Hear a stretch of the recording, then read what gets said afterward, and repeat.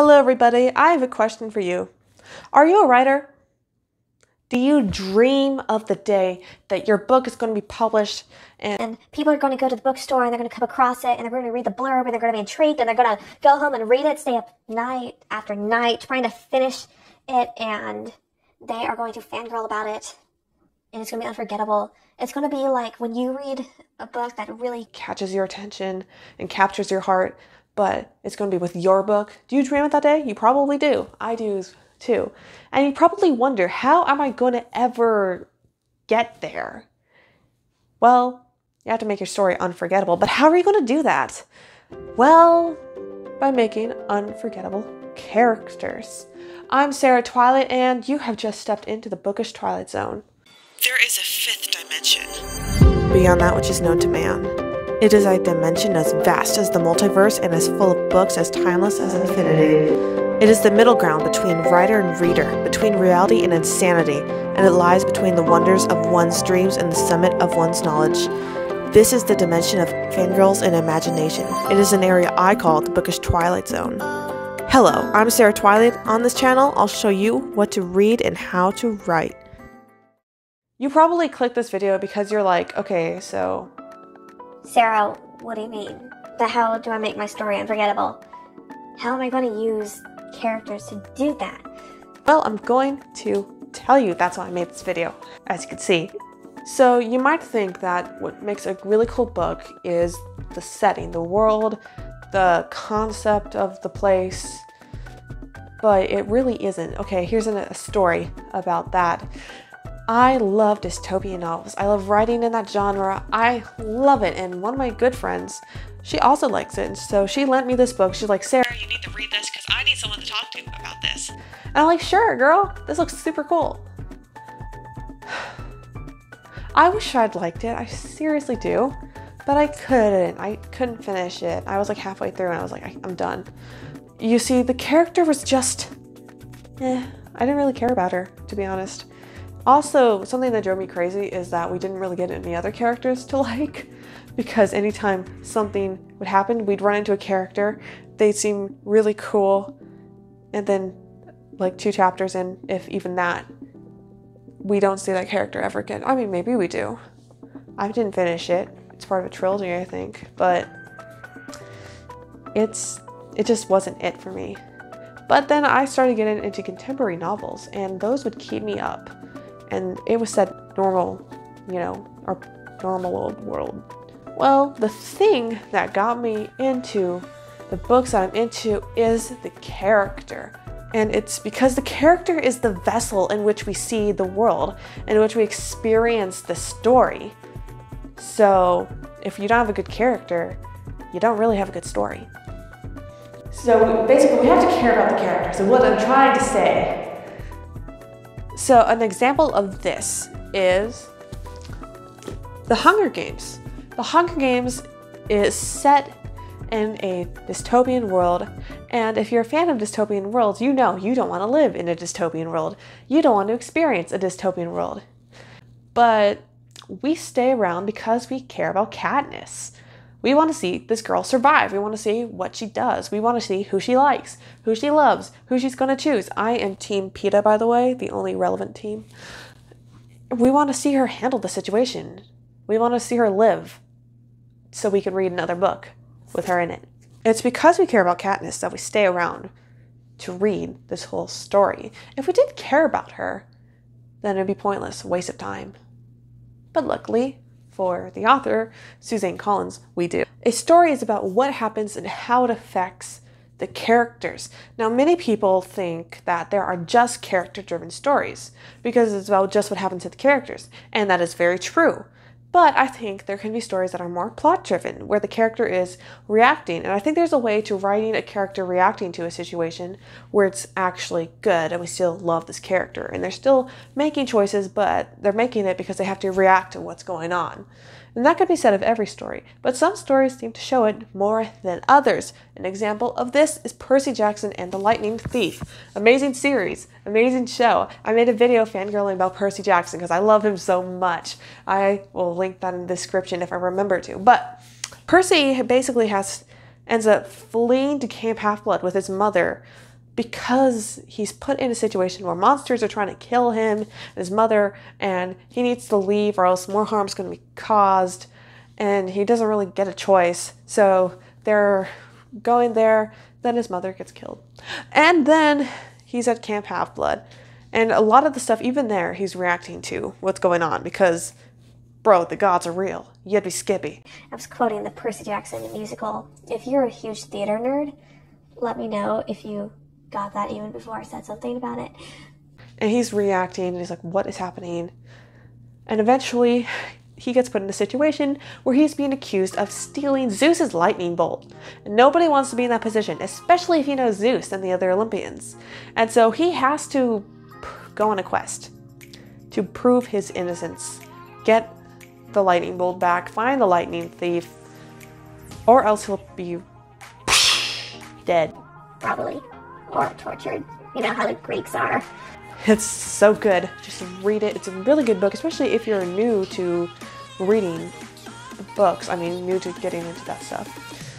But Percy is reacting a good portion of the time in the situations he gets put in. And we love him. Also, one thing to note is character voice. It's hard to get. I should make another video about this, but Percy Jackson's character voice is hilarious. I love it so much. Rick Riordan, you're a genius. But what makes a good character? Well, that is a want, a fear, a lie, and a need. If you really want this to be delved into, go check out Abby Evans. She's an amazing author. She's actually the one who brought to light this very concept to me.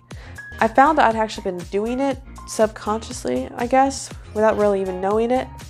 But then it's like once you get that cleared up and you're like, oh, this is what it is, it's much easier. So after this video, definitely check her out. She's amazing. And if you're a new writer, just go. If you're an old writer, just go check her out. After you watch this video though. A want is something the character thinks will bring them, they're happily ever after. It will bring them contentment. The fear is something that is keeping them back, something they're terrified of happening. This pretty much runs their life, whether they know it or not.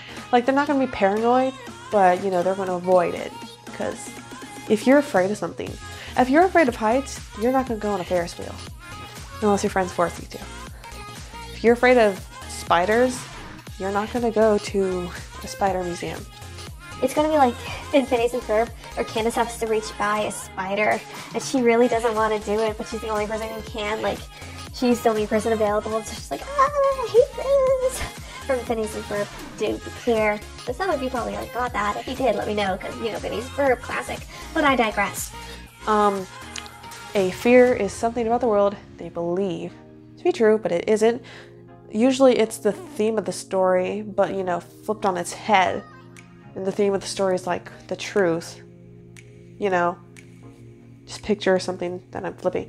And a need is something they actually need, something that will actually bring them contentment and happiness.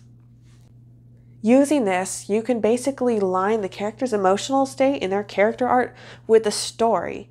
And if you follow this idea where like the character's arc matches the story, you're going to keep people invested. An example of this is not a book per se, it is actually a movie, because movies are stories too. And it is an amazing movie. Go watch it. You don't even need to watch all the other Marvel movies to see it and really understand it. Shang-Chi and the Legend of the Ten Rings. I think I'm pronouncing his name right. If I knew how to insert clips, I would be like inserting the clip where Shang-Chi is telling his friend Katie how to say his name.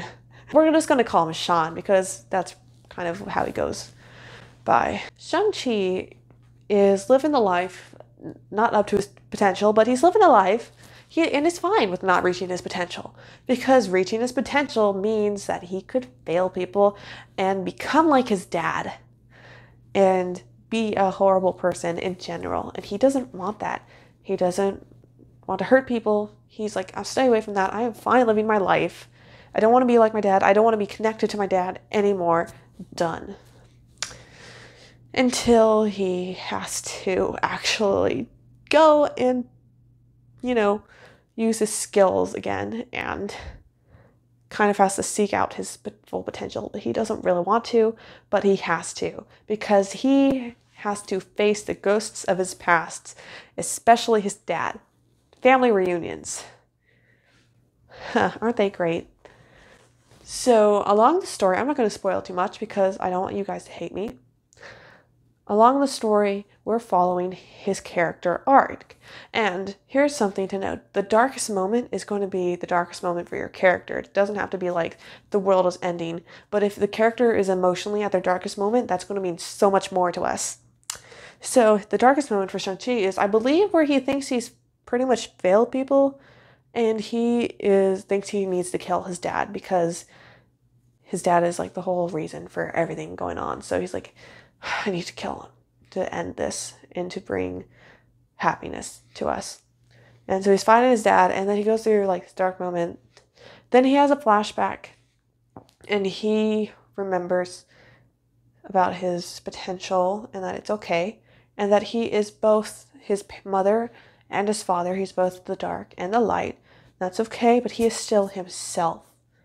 And that sense of identity pushes him to accept his potential and defeat the bad guy. It is such a good movie. Go watch it if you want this to make sense. If you have watched it, it's amazing. Am I right? Please tell me you agree. You probably agree because you probably have good taste because you're watching my videos. So you probably agree with this. There's probably a fallacy or two in that speech somewhere. But anyway, one thing that this is actually pretty much, Shang-Chi becomes such a good story and his character journey is so real is through flashbacks. And that is something definitely to use for the character to draw upon their past. Disney movies use this a lot. Usually they start with the reason the character's like this. So you've done all that. You're taking notes, you're diving into this. But how do you make sure this character is unforgettable? Well, take your character and switch it for a different character. Would the story still be the same? If so, you need to work on your character. If not, you made a good character. You see, what's happening just can't happen to anybody. It's happened to your character. An example of this is Lord of the Rings. Okay, say somebody else besides Frodo got the ring. Say Samwise was like, I can't carry you, but I'll carry it. Say Samwise Gamgee took it. Or Merry or Pippin. Honestly, someone write a fan fiction where Merry and Pippin got the ring because that'd be hilarious and probably disastrous. Or where Gandalf decided to take on the ring. Or where Boromir or Strider. Anybody else. The story would be completely different. And this is only proved because people love making what ifs of Lord of the Rings. I was really into watching them, like what if Gandalf took the ring? A completely different story happens. What if Boromir stayed alive? Completely different story happens. I probably spoiled it for you for Lord of the Rings, but it's fine, you can still live. Just make sure that what's happening is especially happening to your character. Do you see what I mean? If it happened to any other character, it'd be totally different. But nope, it's happening to your main character. And now you must drag your main character through a whole plot and hope that they are still in one piece by the end, because we're writers and we're kind of evil. But let me finish up by saying this. A character makes a story good because we get to relate to them and see their internal conflict. We love stories so much because we love characters. So with that knowledge, I tell you guys to go out into the world and get some good books on the shelves. Go working on your writing progresses. Tell me about your writing actually in the comments. I love to hear it. It's really fun because writers need community. I hope you've learned a lot from this channel, and tell me what are some things you want to see we talk about on the Bookish Twilight Zone. And actually I have something to tell you guys. I'm hoping that by the end of the year I can get to 50 subscribers. Why, you may ask? Because I want to be able to do lives with you on my phone. I need 50 subscribers to do that. If I don't, I could still do lives, but I would need a web camera on my computer. I don't want to figure that out. It's much easier if I could just pull my phone out and go on live.